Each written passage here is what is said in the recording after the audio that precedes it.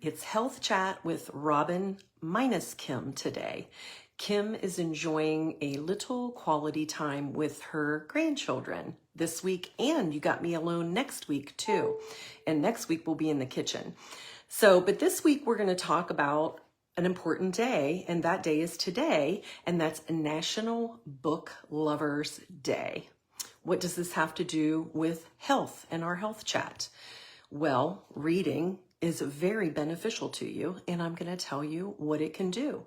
Besides cognitive benefits like exercising your brain, your concentration, your focus, it improves your literacy, it improves your sleep and your knowledge, of course, and it's also a stress reducer. So those are the benefits of reading in general. But today I'm going to talk to you about reading personal development, which Kim and I both do a lot of.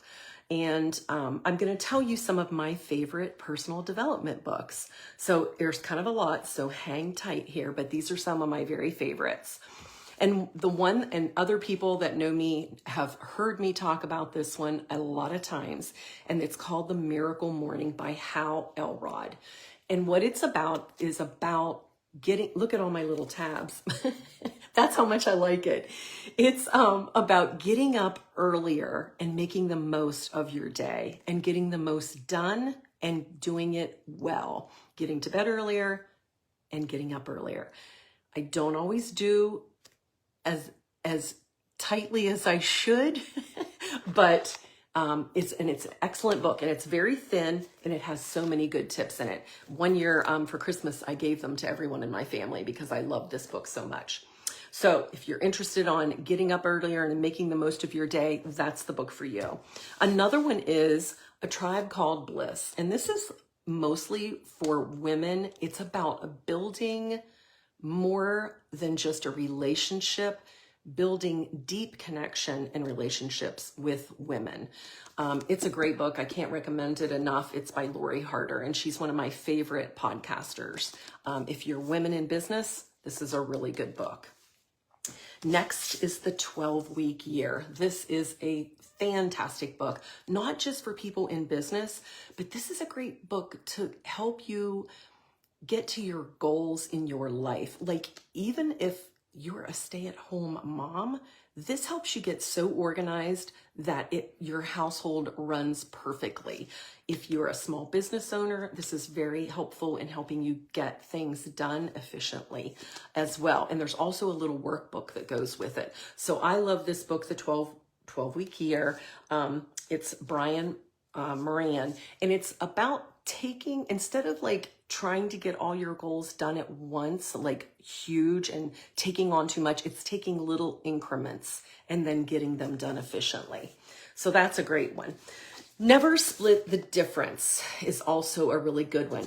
And what this one is really good, if you're in business and if you have people who report to you. So it's about negotiation and getting things done and I don't want to say getting people to do what you want them to do, but it kind of is like getting like a good flow in your workplace if you're like in charge of people. So this is a really good book for that.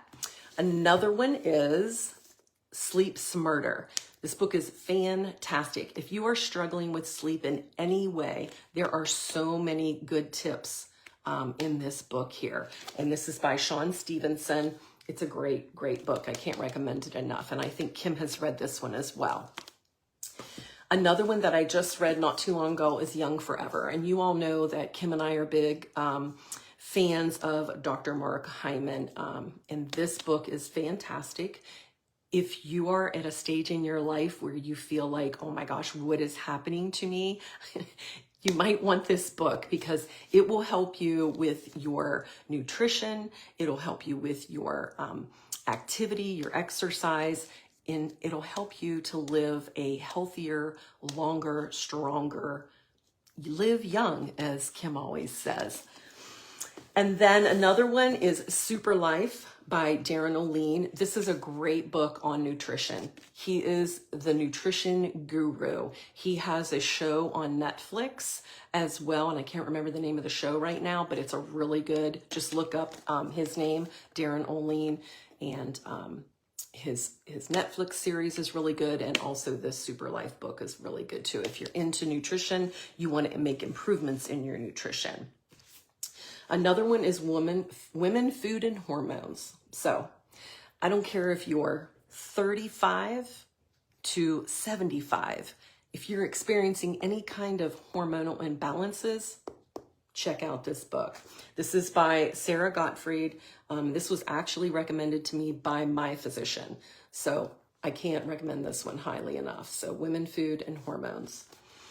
Another one that's really good and it's very interesting about living longer is a book called The Blue Zones. People who live in the blue zones live to be in their hundreds, and this book tells you why and what they do that makes them live a long, healthy life. Blue Zones by Dan Buettner, And this also has a cookbook along with it too. And then another one, and I know this is one of Kim's very favorites as well, is Eat to Beat Disease by Dr. William Li. And this is a great book. And Dr. Li also, and it's L-I, he has a YouTube channel. And I would also tell you, go check out his YouTube channel. Every single day he comes in there and gives you tips on how to feed your body or fuel your body with healthy nutrition. So Eat to Beat Disease by Dr. Li. And then lastly, I'm going to tell you too, and again, if you are a woman, sorry guys, I don't mean to leave you out, but some of these other books are good for guys too.